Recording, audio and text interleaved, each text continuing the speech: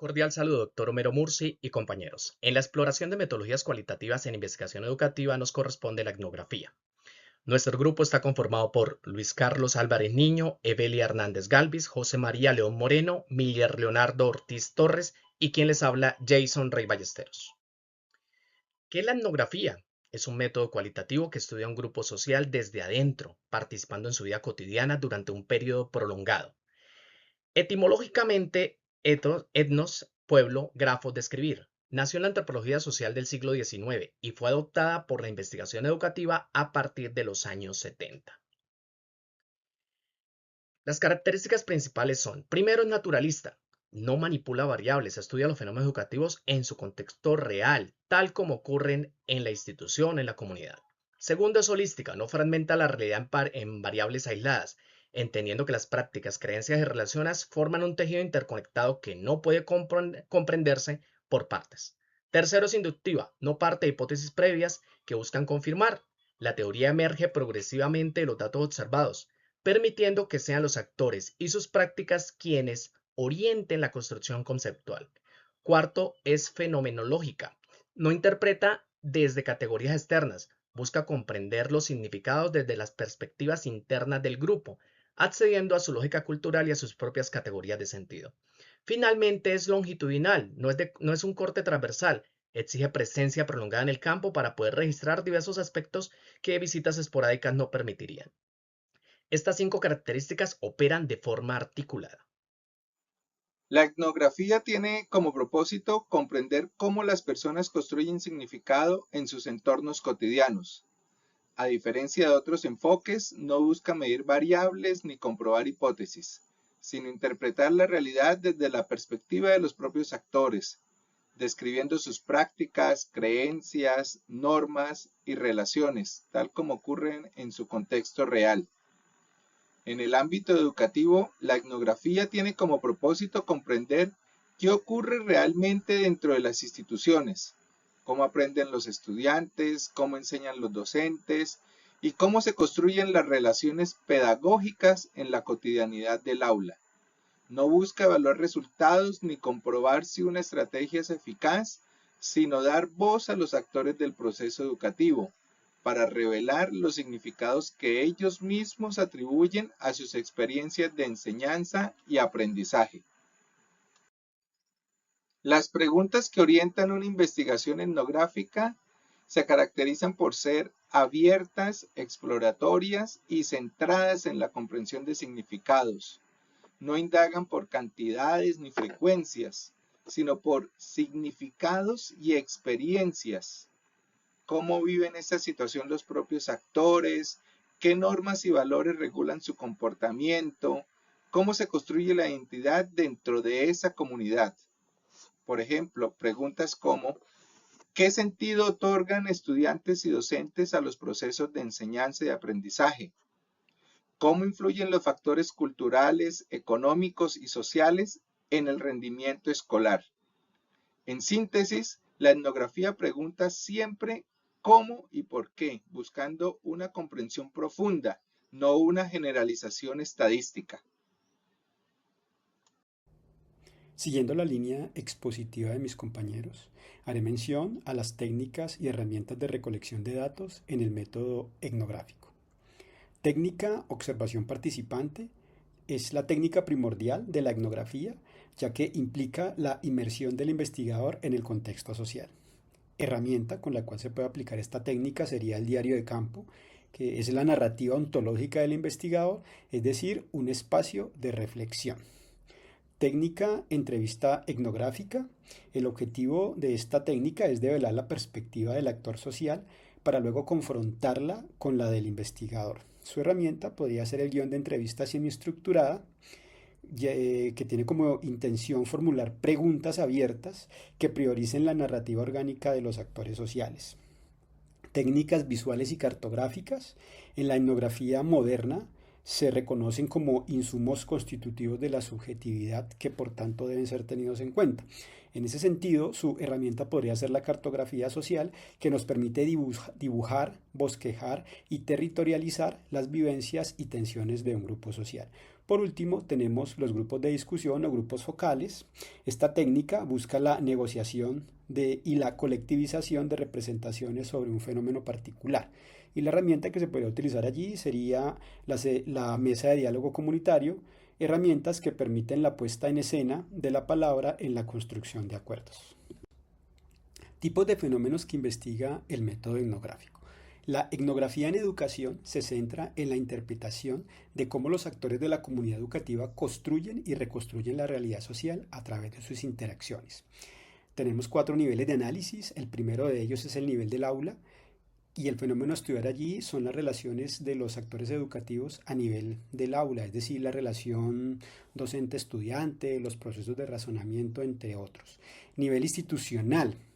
Aquí ya está inmerso lo que son los actores educativos y su relación con la institución. Aquí podremos analizar, por ejemplo, la cultura escolar, el clima organizacional, la identidad institucional, entre otros. Nivel comunitario. Aquí podríamos nosotros tener en cuenta lo que el fenómeno a estudiar es esta tríada entre actores educativos, padres de familia y comunidad. Y tener en cuenta lo que son las relaciones escuela-familia, escuela-comunidad, escuela-identidad cultural. Y por último, es el nivel sistémico, que es la implementación de políticas educativas y cómo éstas repercuten en los actores sociales, o cuáles son los efectos del currículo oficial en el desarrollo educativo. Proceso de análisis de datos en el método etnográfico consta de 5 fases y su enfoque es totalmente predominantemente inductivo, es decir, parte de las observaciones o casos específicos para llegar a conclusiones generales. En la primera fase podemos observar la recolección continua de data y luego su posterior transcripción. La segunda es la codificación abierta, que es la identificación de temas emergentes desde los datos. Tercero, la categorización, que es la agrupación en códigos o patrones de la información suministrada. Cuarta, la interpretación densa, que es la construcción de significados contextualizados. Y por último, tenemos la triangulación, que es el contraste entre fuentes, métodos e informantes para generar teoría. Continúo con los criterios de calidad y fidelidad. En primer lugar, la credibilidad se refiere al grado en que los hallazgos reflejan de manera auténtica la realidad y los significados construidos por los participantes. En la investigación etnográfica, este criterio se fortalece mediante la estancia prolongada en el campo, la observación participante, las entrevistas y la triangulación de la información. En segundo lugar, el criterio de transferibilidad, que pretende ofrecer descripciones tan detalladas del contexto, de las prácticas, los significados culturales, que otros investigadores puedan valorar si los hallazgos son aplicables a contextos similares. El tercer criterio es la dependencia, que hace referencia a la consistencia y coherencia del proceso investigativo. Dado que los contextos sociales son tan dinámicos y cambiantes, la dependencia no implica obtener exactamente los mismos resultados, sino que garantizar que el proceso sea claro y transparente. Por ello, en el proceso de investigación etnográfica se mantienen registros detallados, diarios de campo y evidencias que permitan comprender cómo se construyeron las interpretaciones. Y por último, el criterio de confirmabilidad, que busca asegurar que los resultados provengan de los datos y de las experiencias de los participantes y no de creencias o prejuicios. En este criterio, la etnografía tiene la capacidad del investigador para reconocer su influencia en el proceso investigativo y tiene en cuenta las notas de campo y todas las evidencias que respalden sus conclusiones. Buenas noches, a mí me correspondió hablar de las ventajas y limitaciones del método etnográfico. Comienzo con las ventajas. Comprensión profunda y contextualizada. El investigador se sumerge entre el contexto de la investigación y dentro de ese enfoque holístico, cuando se centra en su objeto de estudio, se da cuenta que hay otros factores que subyacen la investigación, ya sean culturales o sociales, y dentro de esa flexibilidad los vincula a su investigación. Datos auténticos. Una cosa es lo que dice el informante en la entrevista y otra cosa es verlo actuar en el contexto.